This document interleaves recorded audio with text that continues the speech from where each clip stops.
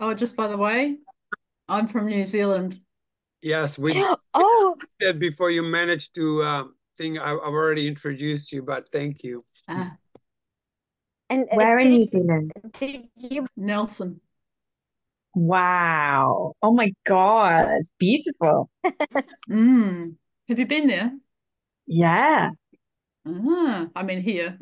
Don, Wow. Donnie's been everywhere. Donnie's been Mm. everywhere. I haven't. Donnie's in our hearts.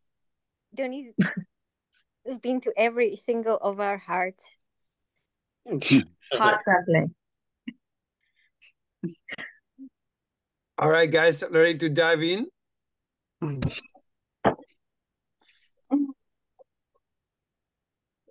Yep. Oh my God. I'll read the first paragraph. Love is. Love what? Love is. Love is. Is it? It is. Yeah. Love is eternal. What? Just kidding, guys. I'm in a funky mood. Love is eternal, and you do not as yet grasp its meaning, because you can never really grasp it anyway, but the meaning of eternity.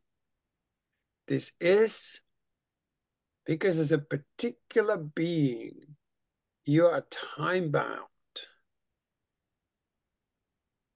Has any one of you had an out of time experience? Out of time and space experience? Yeah, Many. yeah. Some of us are not fully time bound. Uh, you can realize the eternal even in your temporary form if you can let go of your particularity. Mm. Can you let go of your particularity as yet? Put your hand up just so we know the crew. But if you can't, just let it go now and it's done. Particularly has to do with mass, substance, form. Your being is far beyond your imagined reliance on the particular. Mm. The particular is about parts, and parts are all you see. I remind you of what was said earlier concerning relationships existing apart from particulars. I repeat that relationships exist between one thing and another, and that it is in the intersection. Did I say it right? Intersection, Mhm. yep. Of parts that the holiness of what is in between is found. I love that. Mm. It's like you and I, yeah, whoever you are, we are one, two, and what are we doing? We're birthing the love between us. Who is in? Totally in. Mm. Totally in. Bring it on. Men, women, all of us, we're just birthing the love that's healthy and loving and lush and green and luscious. Beautiful. Yes. This will be discussed in more detail later, but for now, I return you through the embrace. Through what? Through the embrace, to the holy relationship, but in a broadened form.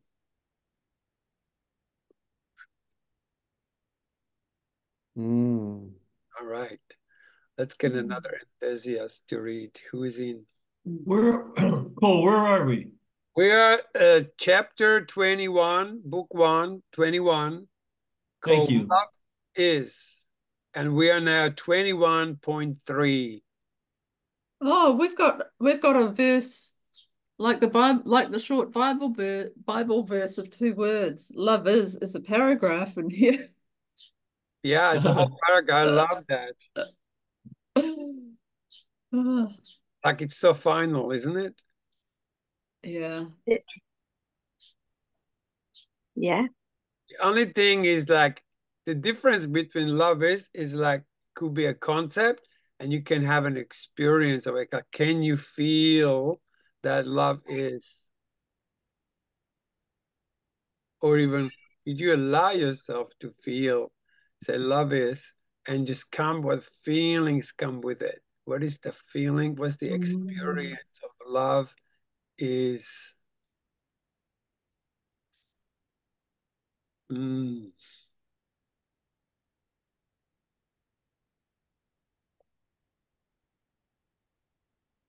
I'm happy to read or anything. Go, Donnie. Take us home. Can The we have a holy moment? relationship in its broadened form is eternity, the eternity of the embrace. Ugh. If the embrace is the source of all, the one heartbeat, then it is eternity itself. It is the face of love, its texture, taste, and feel. Just slow It down. is love. Slow down a little bit. Sorry, my love. That's okay. It is love conceptualized. Mm. It is an abstract rather than a particular concept. Even while having a seeming structure that your heart can feel. Mm. Concepts that cannot be felt with your heart. Wow. Yes. Are of no use to you now. For they are meant for their usefulness. Wow. Rather than for their service. Right. Concepts that touch your heart serve you through this touch. They also begin to help break you away from the need for comparisons. For there is no need to compare what your heart can feel. Wow. When your heart can feel, you need no judgment to tell you the difference between one thing and another. You thus can begin to quit relying on your body's eyes to distinguish the true from the false, the real from the unreal. It's beautiful. See, Wow. I know you can close your eyes actually. Just do this as a practice. Like close your eyes for a second and feel into the room you're in and feel all the people that are in there and feel their love and feel their hearts. And it's so right there. You can actually see it with your heart. You can see it with your feeling. You can feel it.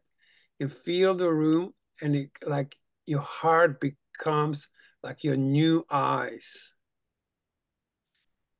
Just try for a second. It just effortlessly happens. Boom. And you can connect through feeling with everyone in here and sit in there, fully connected, fully united. Not one day, now. There is no other time. Yeah.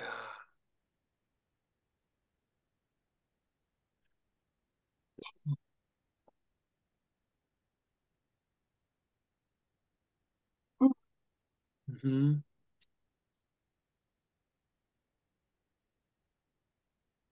And then you can open your eyes to see and then close them again and just keep trying, sweeping. And then you suddenly see with something else that then it's an imagination.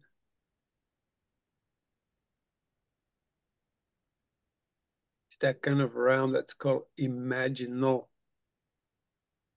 Like you see with your feelings. Yeah. And it happens on its own. Yeah, it doesn't require any effort whatsoever. Mm, beautiful.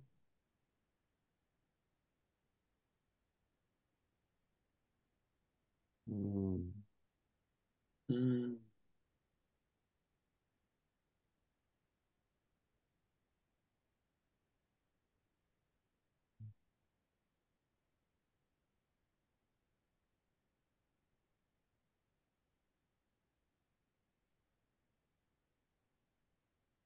beautiful. Anyone else would like to read?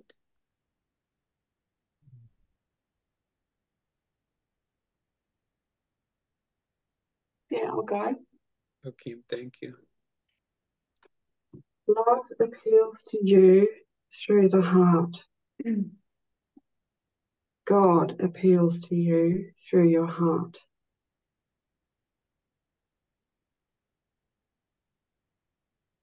Your heart has not been open to the appeals of love, partially because of your use of concepts. Concepts have been used to order your world and to assist your mind in keeping track of all that is in it. Your mind does not need this assistance.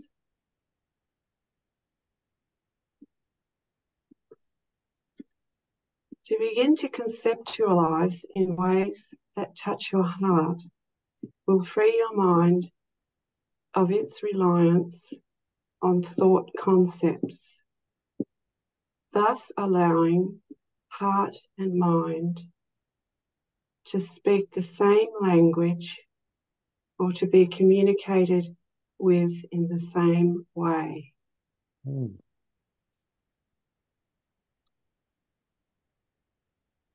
There has been a division between the language of your mind and heart. Your mind is on thinking and learning in a certain way, a way contrary to the language of your heart. And so, like two people from different countries speaking different languages, there has been little communication and much misunderstanding. Occasionally, the problems associated with a lack of a common language have been set aside when the actions needed in a certain circumstance have demanded cooperation. You see this in times of emergency or crisis of every kind. And like the two people from different countries who do not understand each other, working together momentarily diminishes the boundaries of language, and a temporary solidarity is formed through like action. At such times, two strangers who are foreign to one another might recognise that the other's heart is in the right place. The right place with two people, as with mind and heart, is the place of no division. Mm. Mhm. Ta-da. The unification of mind and heart that produces right action currently occurs primarily in crisis situations because of a lack of shared language. The formation of a shared language can thus be seen to aid in unification. Who would like to go next?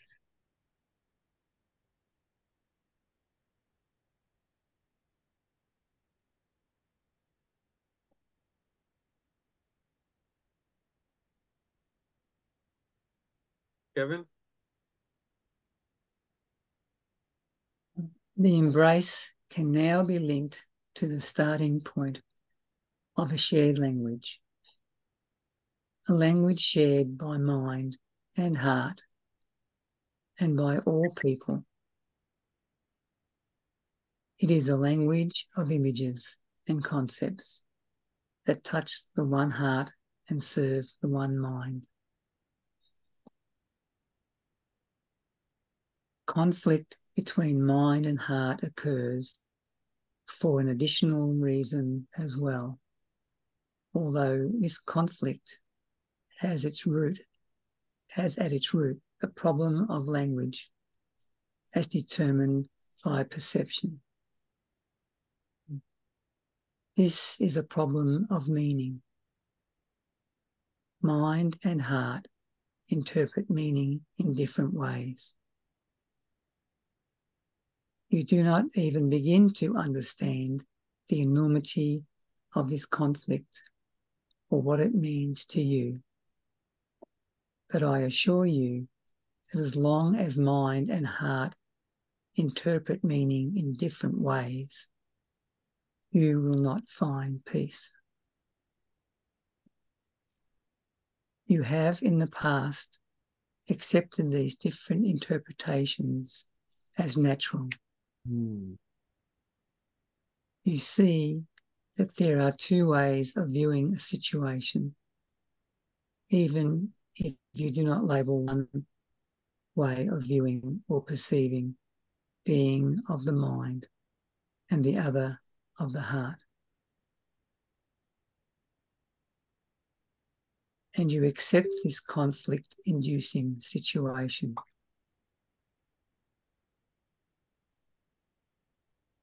You accept that your mind sees one truth and your heart another, and you act anyway.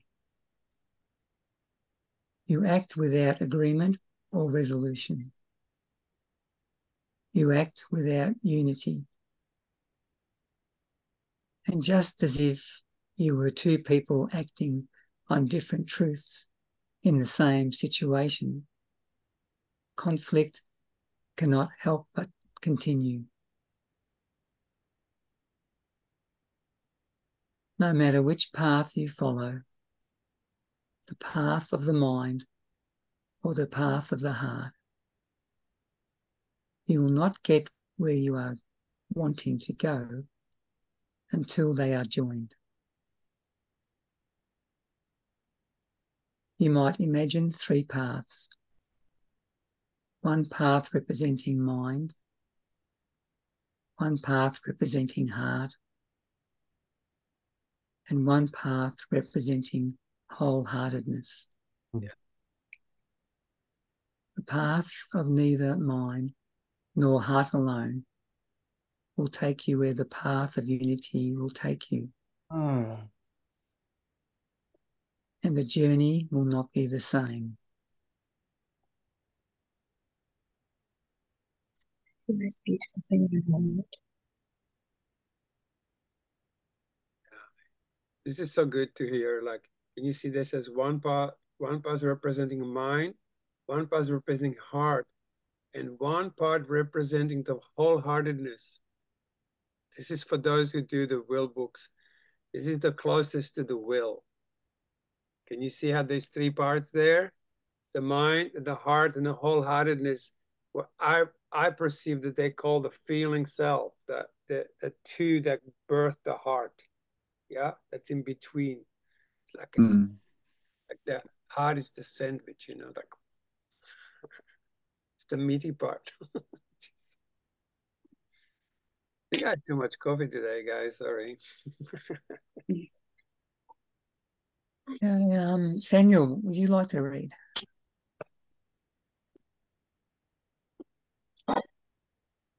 Yeah, 21.8, right?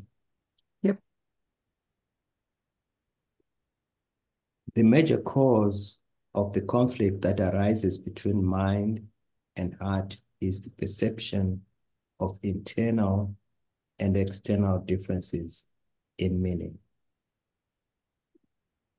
In extreme instances, this is considered moral conflict.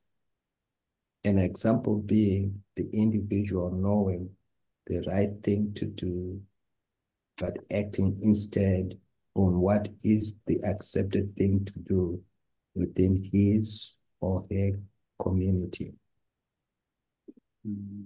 In such an instance, the external and internal meanings of the same situation are considered to be different. This is fairly easy to see in extreme circumstances, but it is a situation that exists constantly and in every instance until unity is achieved.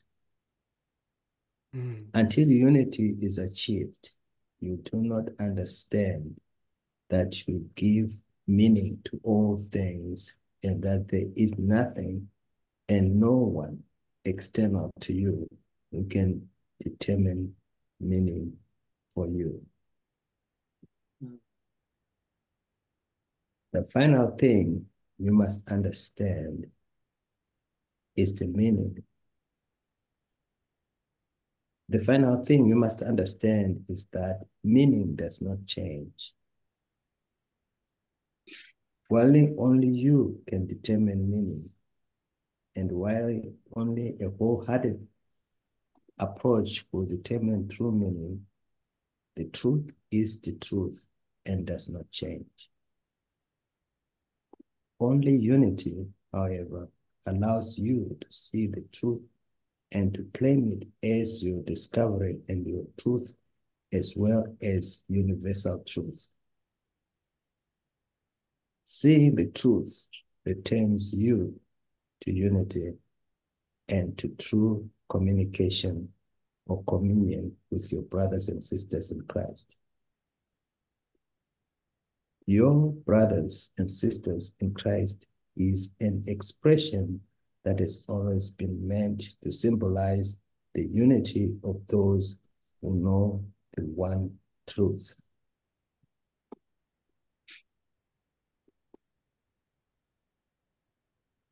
Okay. Who hasn't read? Chantel?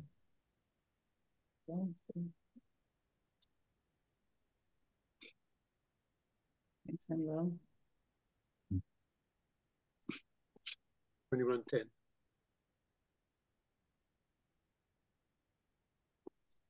Knowing the one truth is not about knowing a certain dogma or a set of facts. Those who know the truth do not see themselves as right and others as wrong. Those who know the truth find it for themselves by joining mind and heart. Those who know the truth become beings of love and light and see the same loving truth in all.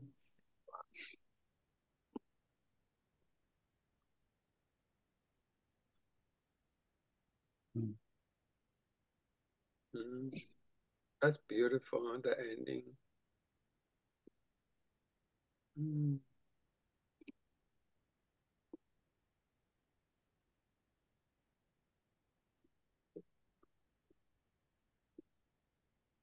We keep going? Yeah, I think so. What do you guys feel? I think we could just, maybe even if we don't do the whole chapter, we could just keep going until we feel done. Is everyone happy? Yeah, keep going. The intersection. We will talk much more of imagining now. And you may at first be resistant to this instruction. To imagine is too often associated with daydreaming, fiction, or make-believe. And these functions are all prescribed to be for certain parts of your life and for certain times that you deem appropriate. Please assure yourself, as I assure you, that now is an appropriate time, an essential time for such activity. Your thoughts regarding imagining and imagination will change with your change in perspective and views. You will no longer be using your imagination, but letting your imagination be of service to you.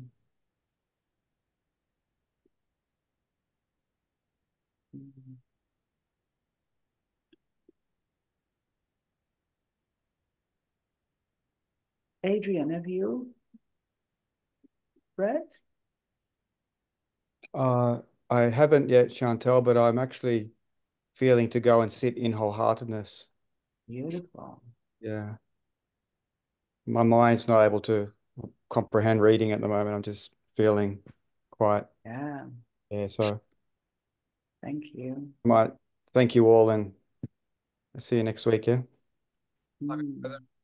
Thank you.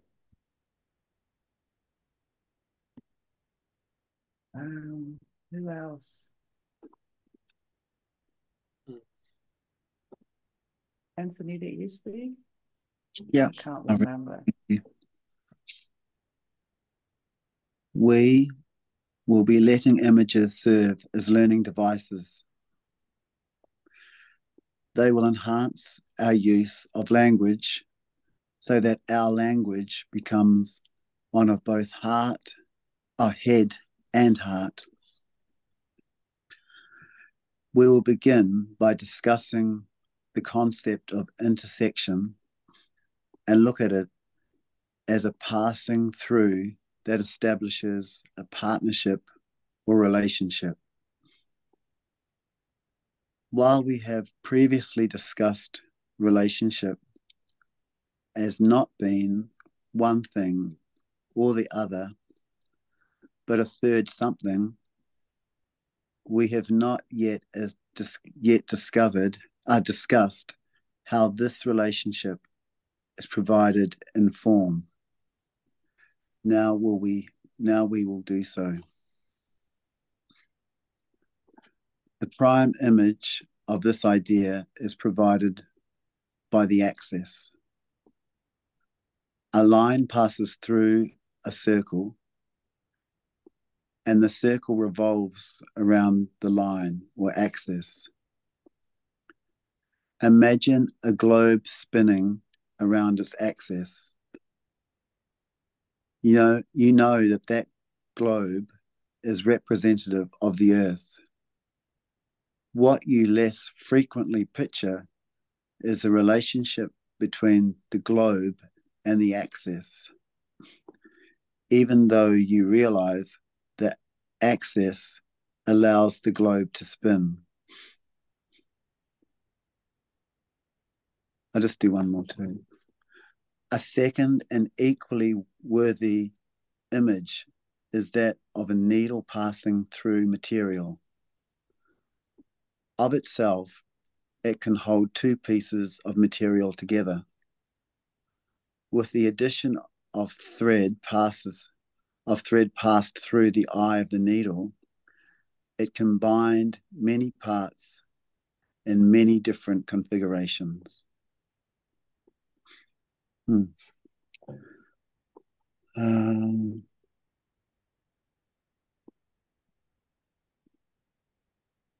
Does anyone else want to read? Dennis, would you like to read? Have you read?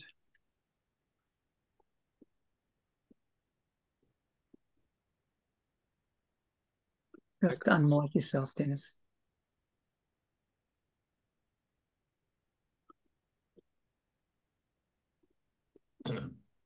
(22.5) A needle can also pass through something like an onion, piercing many layers. While such a piercing has no intrinsic value in terms of purpose, it provides an image of straight line passing through, not one, but many layers of another substance.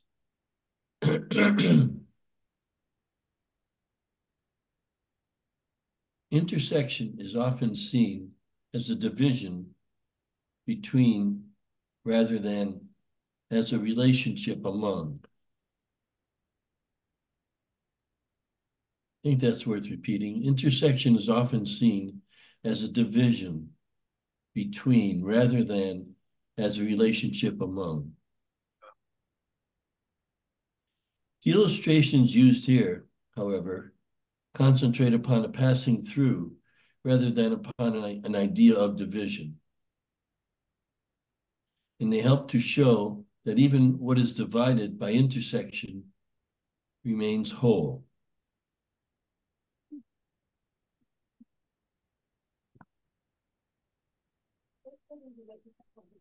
The image of intersection is simply meant to represent the point where the world intersects with you, where your path crosses that of others, where you encounter situations in your daily life, where you experience those things that can cause you to feel or believe in a certain way. And it is at this point of intersection that not only relationship, but partnership is found. The partnership of axis to globe and of needle to thread and of needle and thread to material is easily seen. In these two examples, the partnership creates something that did not previously exist by providing a function and a purpose for each. In the case of the needle and the onion, partnership is less apparent because function and purpose are not apparent. Partnership is thus equated with productive intersection rather than intersection itself.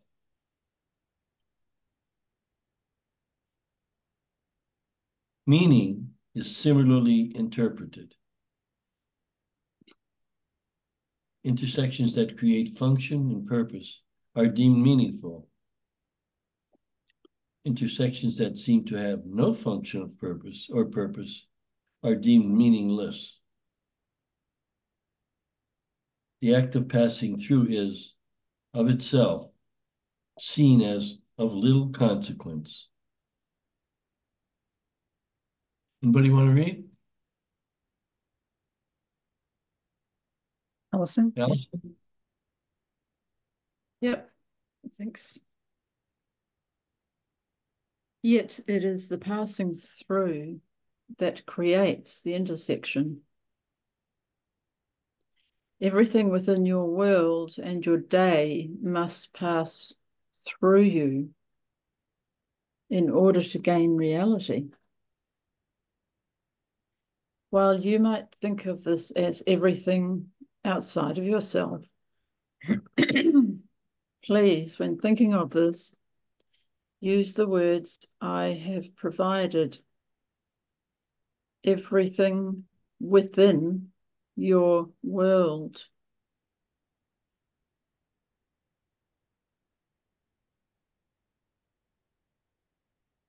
In the act of pass-through, you assign meaning to everything within your world.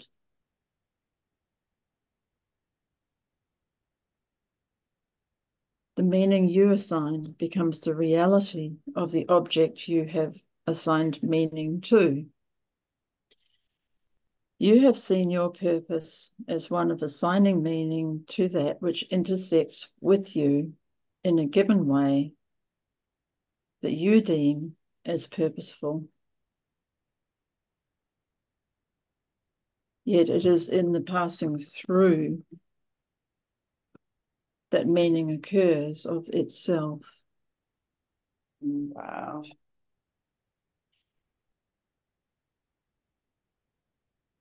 So beautiful. I feel like there's something huge there. I'm not getting it, but I'm sort of what I am sort of seeing is, nothing I see means anything, and I've given everything I see all the meaning it has to me. And maybe what he's saying is, don't do that. Let it pass through. Yeah. Gosh.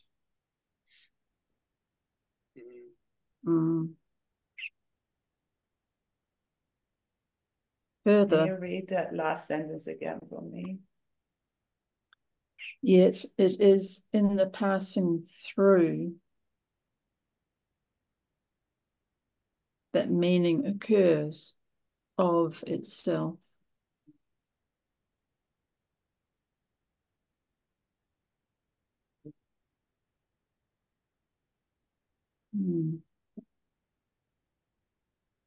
Further, it is the part of you through which everything within your world passes. And your awareness of it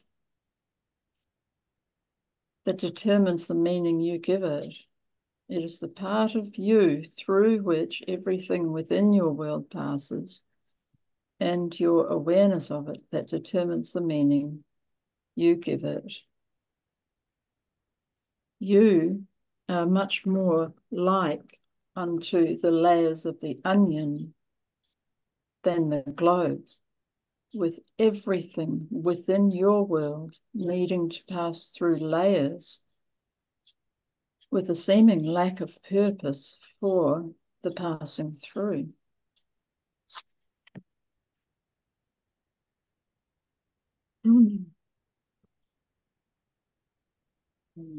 You might think of the axis for a moment as a funnel through which eternity is poured, and a whole heart as that which can allow free pass-through of all that is provided. Wow.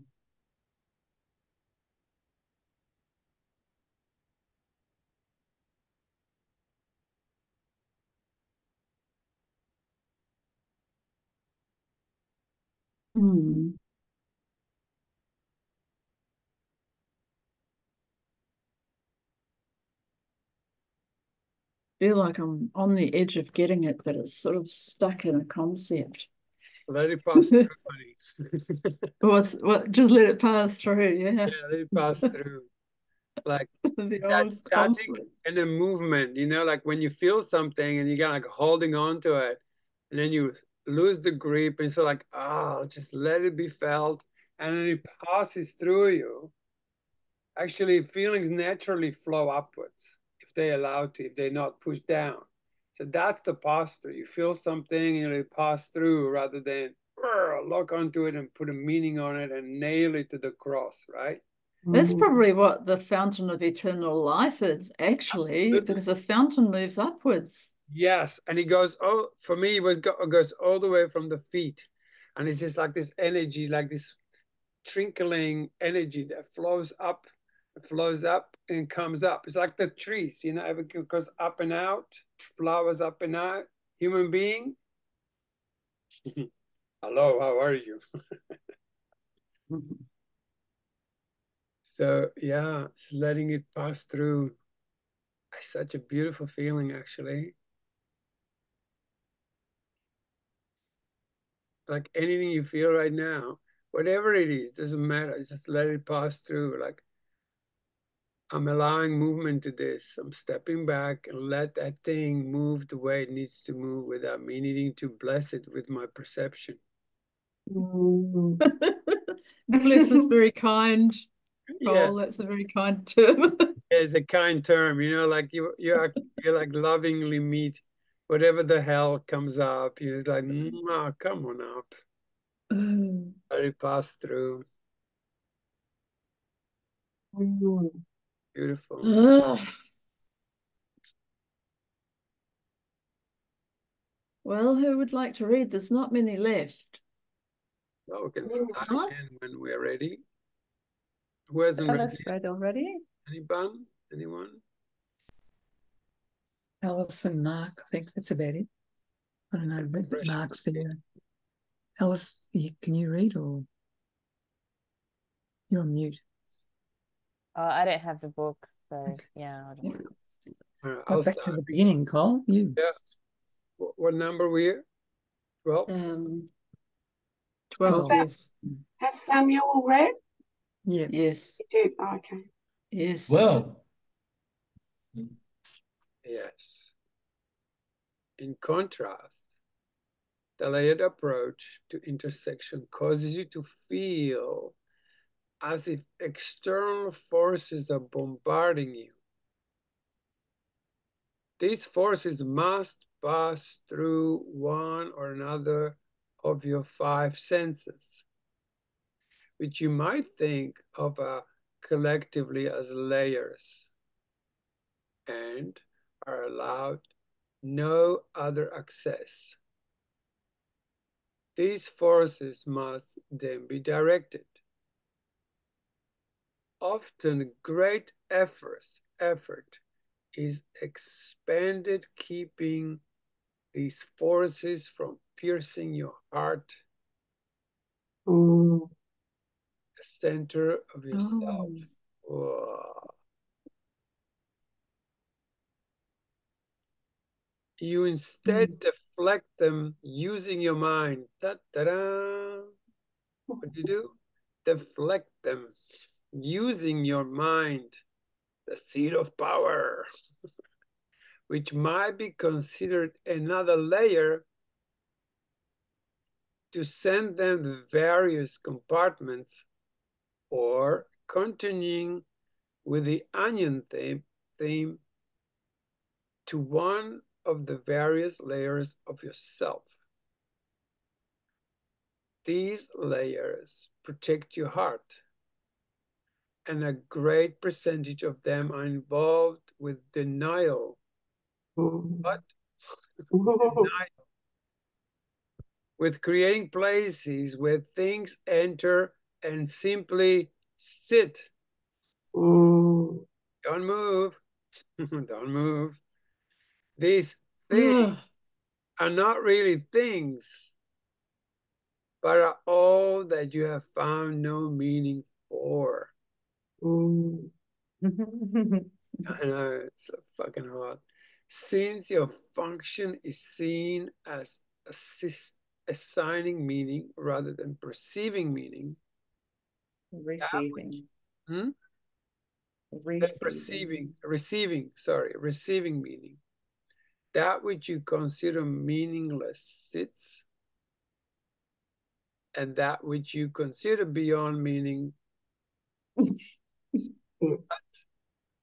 I read that right? Oh, yes. I read it again. Since your function is seen as assigning meaning rather than receiving meaning, that which you consider meaningless sits, and that which you consider beyond meaning sits. So, you might imagine yourself as the creator of an unfinished dictionary. That's a good comparison. And all that sit as that to which you have determined you will, at some late day, get around to assign meaning. It's like we have to compartmentalize everything, and we judge it either as meaningless or beyond meaning. Yep. Like beyond the ability to. You can see when that happens, when people look up and left and right, but in this area, that's like the compartments of the mind and the libraries of insanity, and even feelings are stored up there. If you ask somebody how they feel, they look up and they're looking in these libraries to assign meaning to the feeling, which is separation, which is not really stepping back and letting the feeling pass through until it informs you what it really is in this very moment.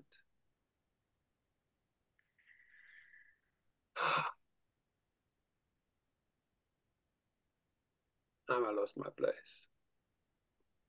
13. 13, good. Mm-hmm. The meaningless category might include such thing as the happening of your daily routine, chance encounters, illness. Oh, wow, illness. Ooh, they sit there, don't they? Doesn't the illness sit there? Ooh. Wow.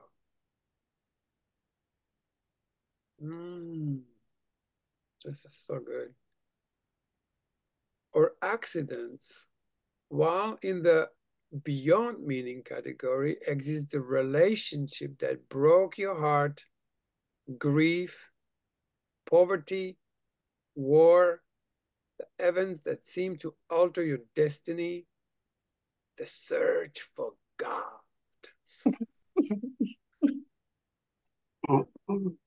I'm searching for God. By using the word sit, I mean to imply that these things have not passed through you, and in the act of passing through formed a relationship and a partnership with you.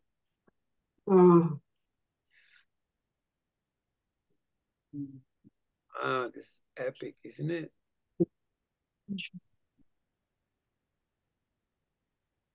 All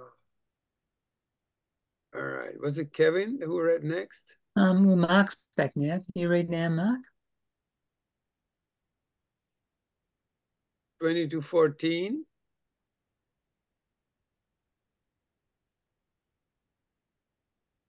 Yes, we're doing 14.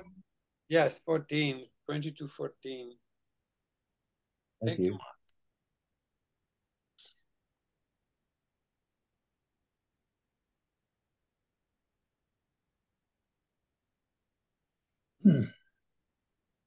While passing through would seem to imply an entry and exit point, the relationship developed during the pass-through continues. Just as wind or water passes through an entry and exit point, has an impact and a motion, so does what passes through you provide the movement of your journey. What passes through you is transformed by the relationship with you just as surely as you are transformed by the relationship with it. When you remove yourself from the self-held position meaning giver, you let things be what they are, and allowed to be what they are, their meaning is naturally revealed. What this takes is a pass-through approach and a relinquishment of the idea of bringing things to a stop, where they can be examined under a microscope, quite apart from their relationship to you or to another or to anything else. Imagine yourself brought to such a halt and examined apart from everything else within your world. Anyone wanting to learn anything about you would be wiser to observe you as you are within your world. Would you still be the same person in a laboratory? Are you still who you are when another takes you into his or her mind and assigns meaning to you? Mm.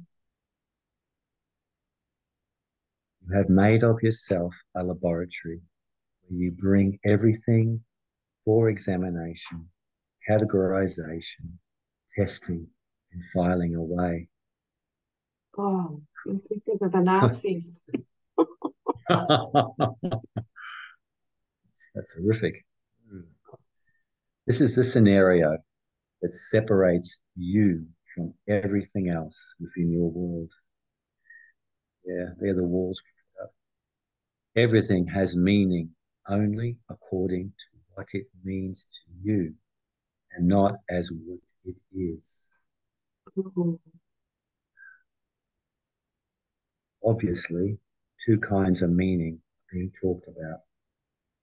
The first we talked of earlier as the finding of truth. The second is what we are talking of here, the finding of a definition, personal meaning. Can you see the difference? The personal and individual is the I we are dispelling. Think a moment of how you tell a story or report on events taken place within your life. You personalize.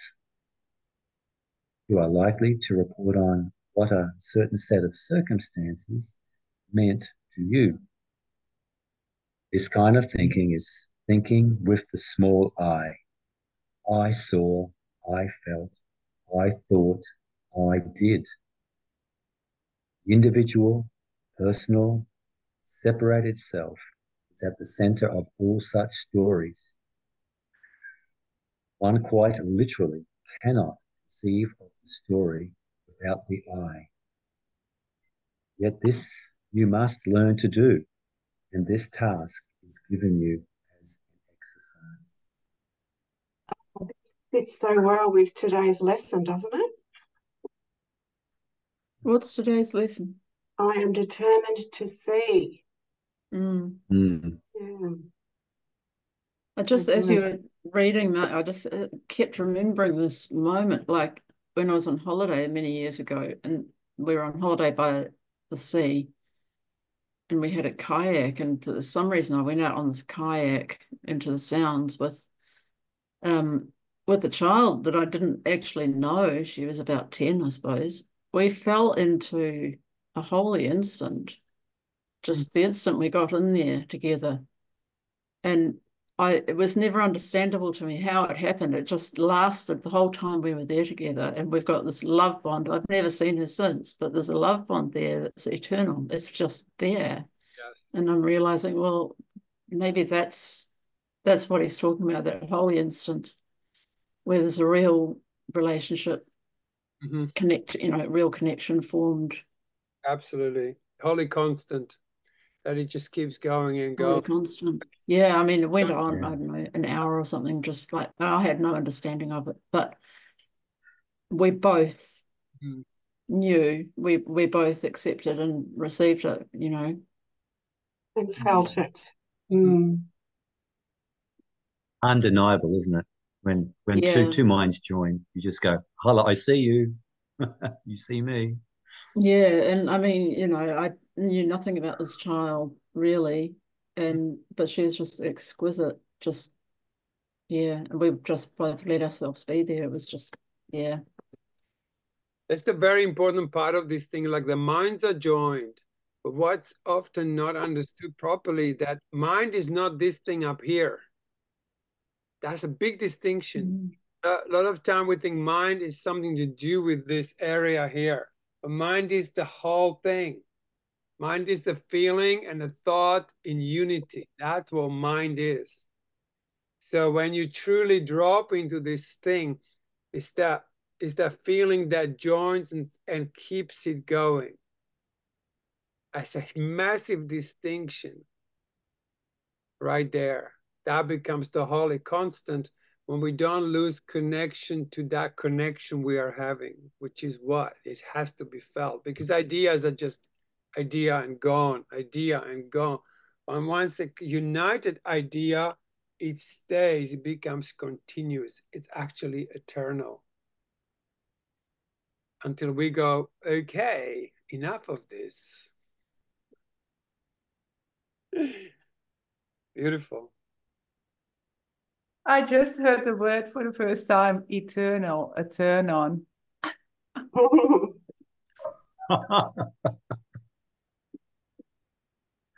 Okay.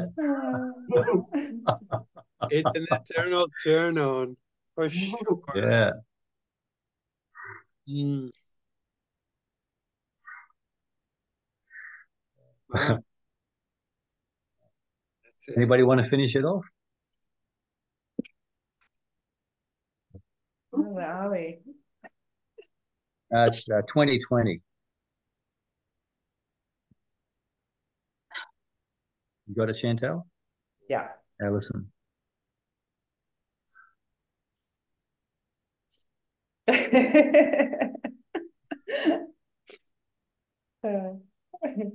Don't get too happy on it. No.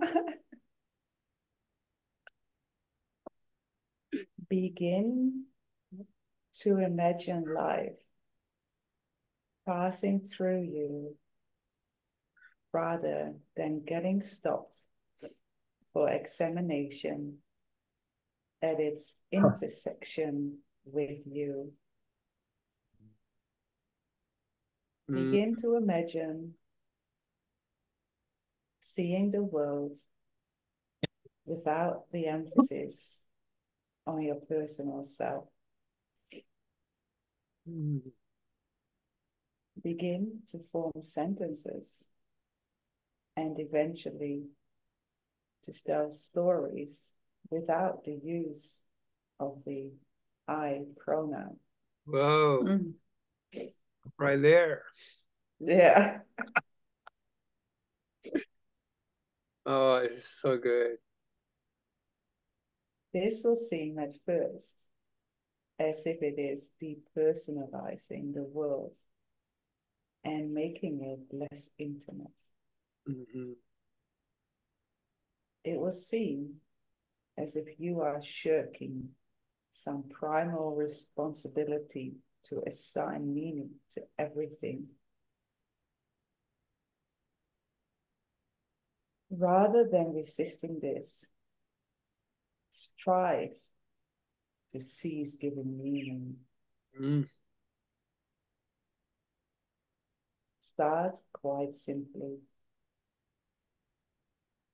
Go from the broad to the specific. For example, when you walk out your door in the morning, you might gently think, what a lovely day. What this sentence says is that you have immediately taken in your surroundings and judged them. Oh, God. It is a lovely day to you. The day has all or most of the requirements you find pleasing in a day. Replace such a thought with, the grass is green. The birds are singing. The sun is warm. Simply reporting.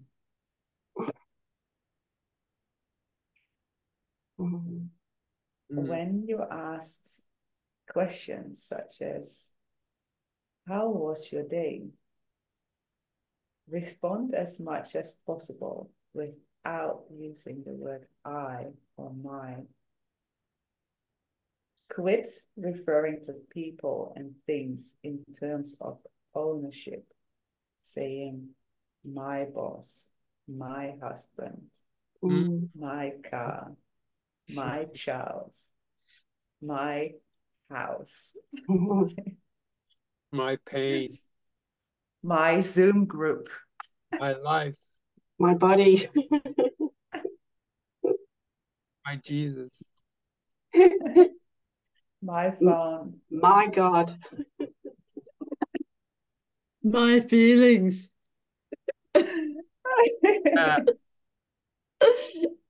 my pronunciations. You are muted, Mark. Yes, my I know life. that. My God. My mute, My God. my life. Let's have some more examples. My poo.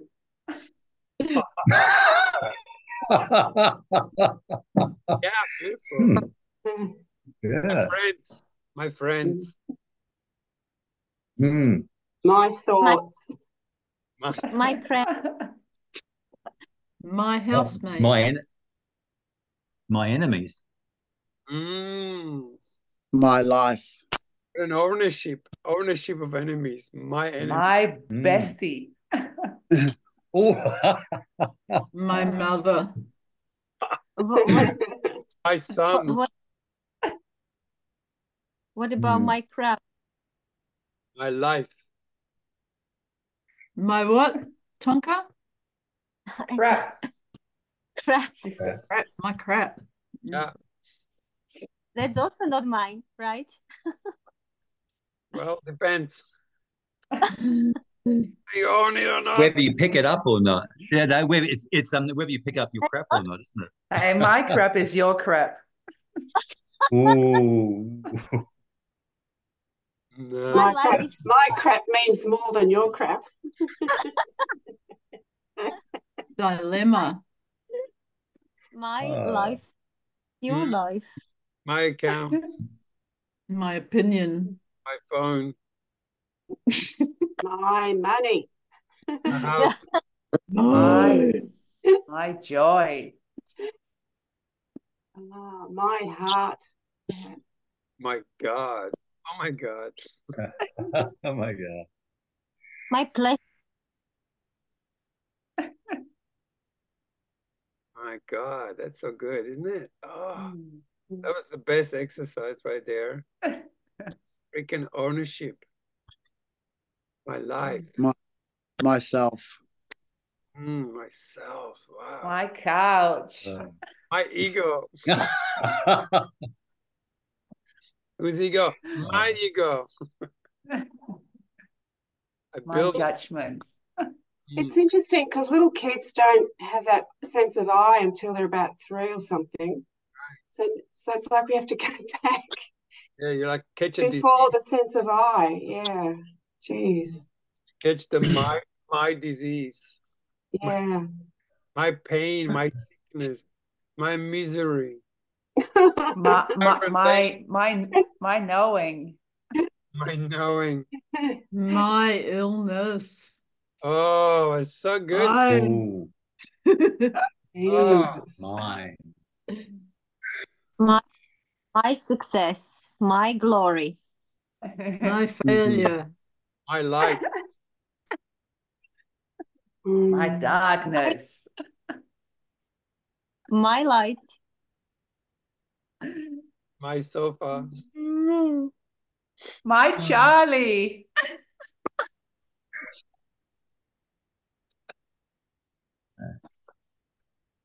My Kevin.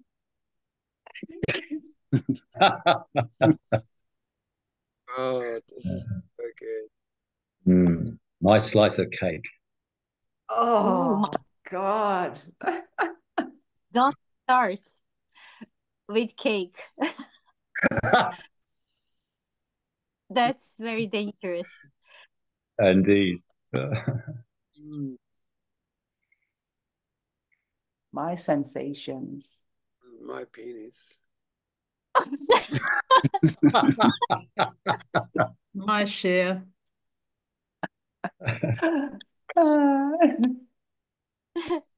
My investments.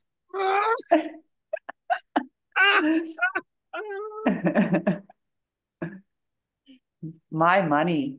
Oh, my bed. My world. Oh, my Lord. gosh, so liberating. I know. Who is going to take me home? I will. Thank you. 22.22.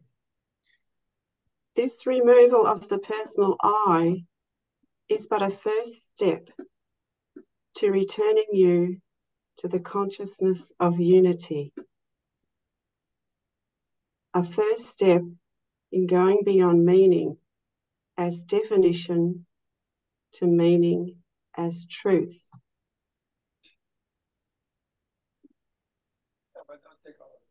A first step in going beyond meaning as definition to meaning as truth. As odd and impersonal as it will seem at first, I assure you the feeling of impersonality will be replaced quickly with an intimacy with your surroundings that you never felt before.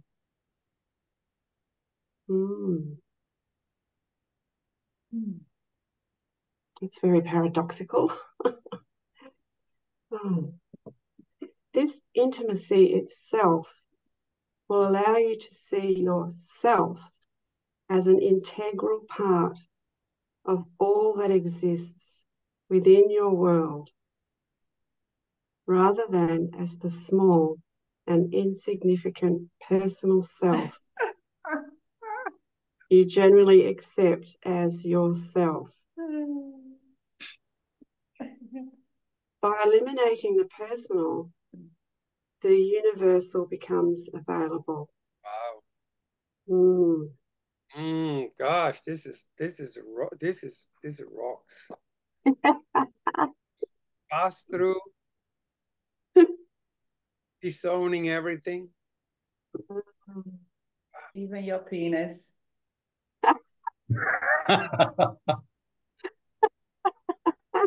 I don't have to do that as far as it passes through, you know.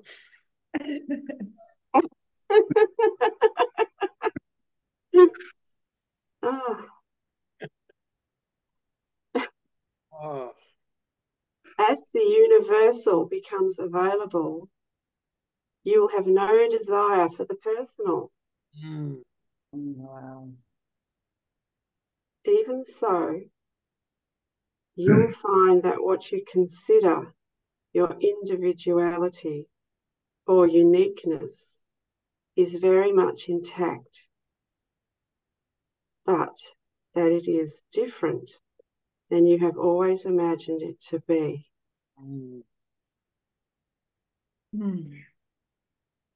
You will find that you fulfill a grand purpose and have a wonderful part to play in a grand design.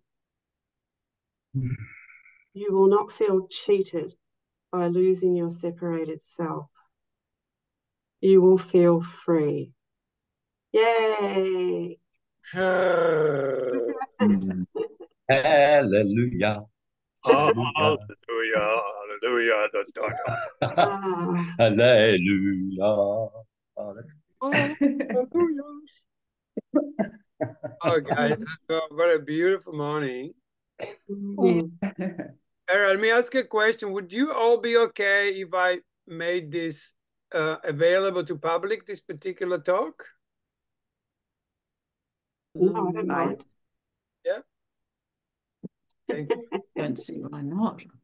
Yeah. My objection. It's meaningless. Yeah. That's what I'm asking. I'm like, well, say something. And also, just to remind you, those that might not know, we're doing a. Oh, sorry, Dennis, we can't hear you. Your mic is off. I was saying it took me like 5 seconds to get what Chantel said. My objection. Yes, right. Exactly. I Beautiful. totally missed the my. Yes. We got no Annie today. Helps you. Who noticed that? Did you? Chantel said, my objection. Yes, but you noticed it, right? The I did I not. did, yes, yeah. The my, yeah. It's beautiful, huh? And also want to remind you that every day we do Course in Miracles lessons. We're on lesson 20 today. And we do it about 3 hours before now. Every single day, just so you know. Yeah, that we have like about 20-minute, 25-minute Course in Miracles lesson every morning. It's very quiet. It's straight to the point. There's no discussion. And it's mainly just dropping in and uniting. Just so you know. Thank you.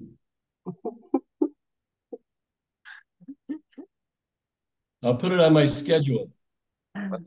On your schedule, yeah. My schedule. I make a note of that. What you do.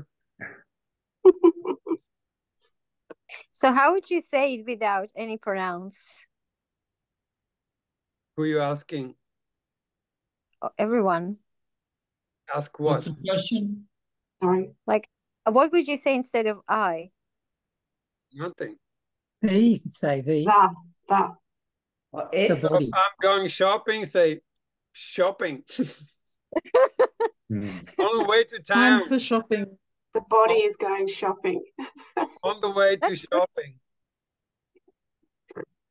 That's a good Well, question. That's a good question. Yeah, it's good practice. Yeah, it's a good practice.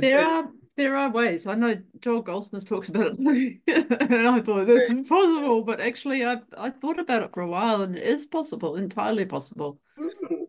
And you some become- people, they just use the name, like Chantal is shopping, Chantal is that. It's not like I. It's almost like Chantal is the same as, you know, Kim or Alison, or it's... Yeah. I do have a friend of mine, her grandson is going to come up here and perhaps go to the music school. So she was telling me about her grandson's relationship. And I don't know what, I didn't meet the person, but she goes by they. Mm-hmm. They. I mean, it's there, you know, so it's not sexual at all. Yeah. There's no he or she. Yeah. They. They and there, yeah. I prefer it. I think it's pretty cool, you know, just to, I don't know, be yourself. Or you can say one goes shopping.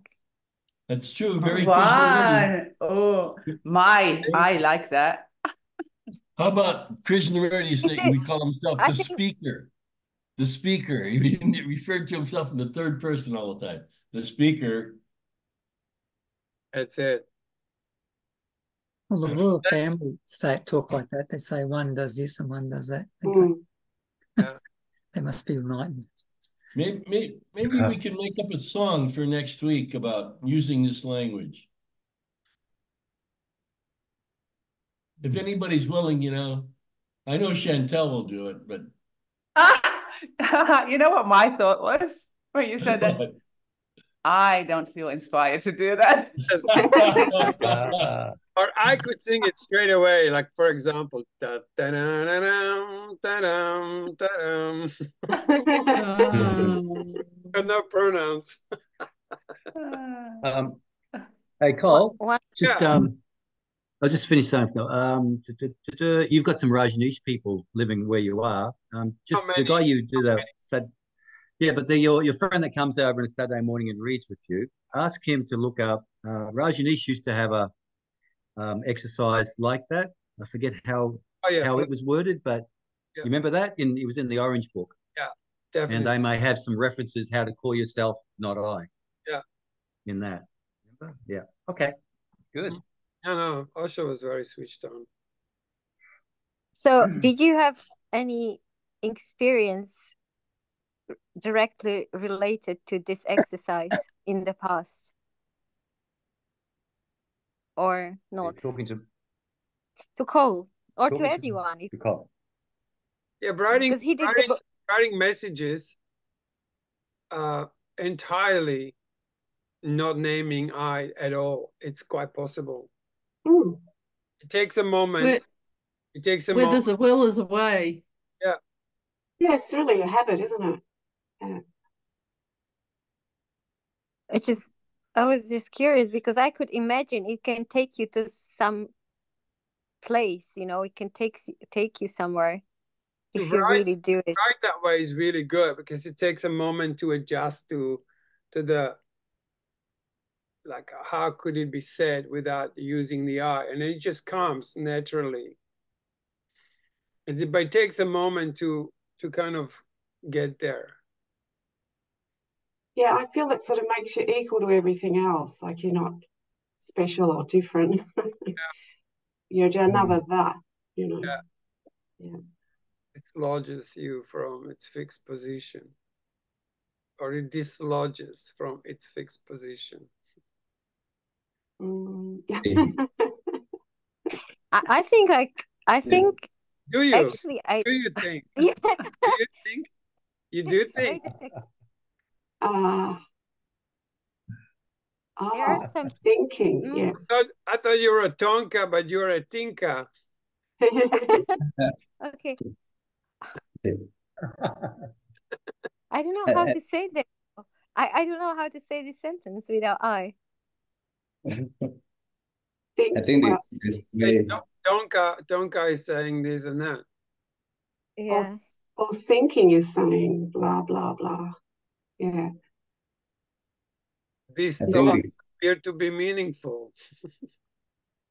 Notice that politicians, they sometimes use very diplomatic language when they don't really use like direct speech about like pronouns. I don't know if you have noticed that, but particularly if they go a long way to say very little.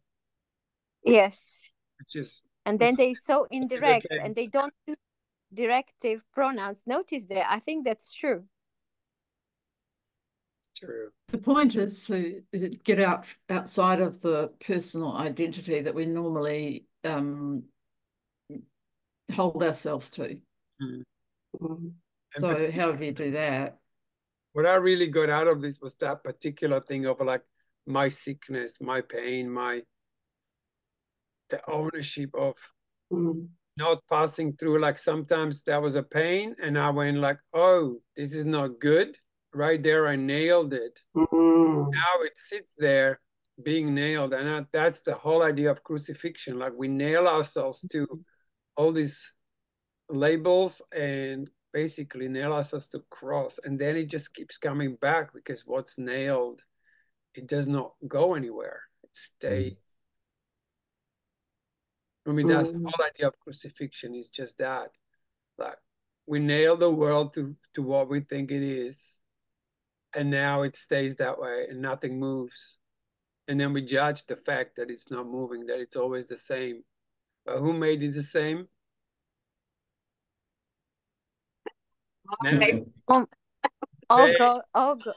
Oh, one is so stuck. Anyway, sweethearts, thank you so much. See you either tomorrow morning or... It was a blast. Or, huh? Said it was a blast. It was a blast. It's a good one. Thank you, everyone. Thanks. Thanks, everyone. Ciao, ciao. Have a Thank you. One doesn't feel like going. One can stay. One can stay till the end. Yes. Until Kevin blesses us with his, saves us from the misery. Hey, everyone. Bye.